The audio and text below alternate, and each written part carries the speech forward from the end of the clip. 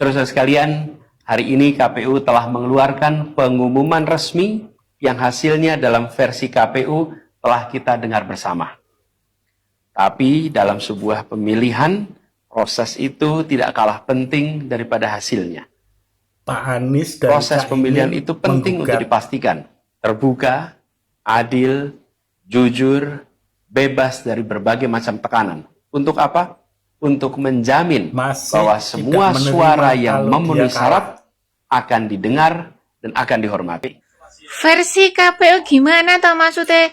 Itulah hasil dari suara rakyat kok dibilang versi KPU. Kalau Anda bilang itu adalah hasil suara dari versi KPU, kami sebagai rakyat Indonesia merasa direndahkan dengan narasi Anda. Karena itu adalah hasil dari suara kami, rakyat Indonesia, bukan suaranya KPU. Kok yuk bisa-bisanya itu dibilang versi suara KPU?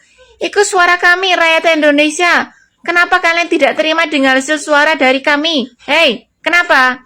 Kami itu ingin membangun bangsa dan negara yang lebih maju. Kami sudah bangga dengan Bapak Presiden Joko Widodo. Lah, kok ini malah dibilangnya hasil suara versi KPU? Piye kok karepmu ki?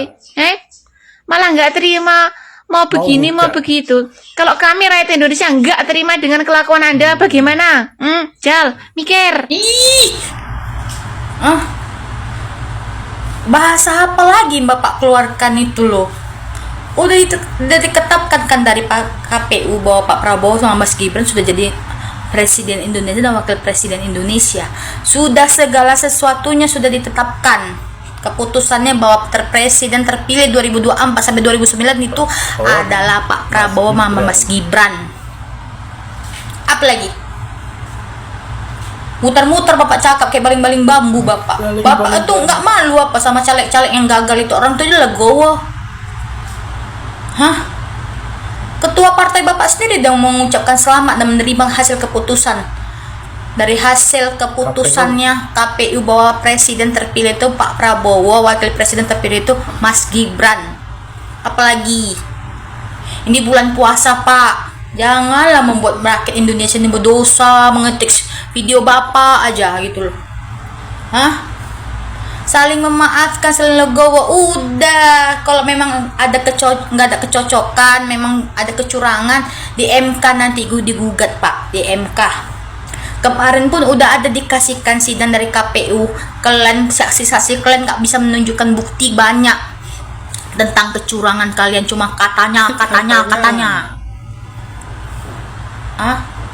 Nggak capek kalian kurasa melihat itu semua? Capek kenapa kalian kutanya dulu? Udah legowo lah, saling memaafkan. Ini bulan puasa, bulan yang suci, dimana waktunya kita bersatu. Bersatu kita untuk rakyat Indonesia, untuk kedepannya lebih baik lagi. Macam betul aja semua itu. Udahlah ya, udah cukup lah perang-perangan anak abah, anak jenderal, anak ini, anak itu. Legowo aja udah. Pompong partai-partai mendukung Bapak itu semua nanti pun balik lagi lah mengarah ke tempatnya Pak Prabowo. Gak malu Bapak, tak apa-apa yang Bapak sangkut-sangkut pautkan sana-sini. Capek lah Bapak betul. Udah legowo, saling memaafkan, terima hasil KPU, udah selesai. Nanti kalau ada masalah pun di MK pun tetap juga menang sih Bapak Prabowo. Oke. Selamat ya untuk Bapak Prabowo dan Mas Gibran Raka Bumi Raka menjadi presiden dan wakil presiden 2024 sampai 2009. Tetap semangat, negara Indonesia maju dan jaya terus. Aduh, kan masih ngeyel aja. Kang. Hasil KPU tetap kalah, masih ngeyel. Caimin dan Pak Anies ini, ya ampun. Makanya jangan merendahkan orang kalau dibantu. Masyarakat udah sadar mana yang terpilih, mana yang wajib jadi presiden. Ya 02 Prabowo. Situ mau keluar nggak bakal merubah. Suara cuma 24% kok. Jadi presiden. Udah legowo. Nggak usah ngajak-ngajakin demo nantinya. Udah legowo tuh. Udah keluar kan? Tetap kalah. Terima kekalahannya. Oke? Dah. Gak usah ngajak-ngajak masyarakat ini itu lagi. Masyarakat jelas sudah milih Pak Prabowo. 24 dibanding 58%-nya jauh, ya ampun. Udah, legowo ya, biar aman Indonesia ini. Tinggal melihat, besok dilantik Pak Prabowo. Salam, akal sehat. Selamat pagi Mas Anies. Seperti biasa rutinitas sehari-hari kita bekerja sampai sore, nggak seperti Anda yang pengangguran. Sorry. Silakan mau dibawa KMK juga nggak apa-apa, mau ngapain terserah lu lah, ribet lu mah jadi orang. Kalau kalah, kalau berjiwa patriot, negarawan, kalau kalah ya kalah aja. Nanti tahun berikutnya bisa ikutan, tapi aku sih berharap nggak usah ngikut lagi lah, ribet kalau ngikut-ngikut. Silakan bukti kalau ada kecurangan ya. Saya juga banyak bukti kecurangan dari kubu 01, banyak sekali. Tapi kita diem aja, ngapain diurusin, orang udah mau kalah juga.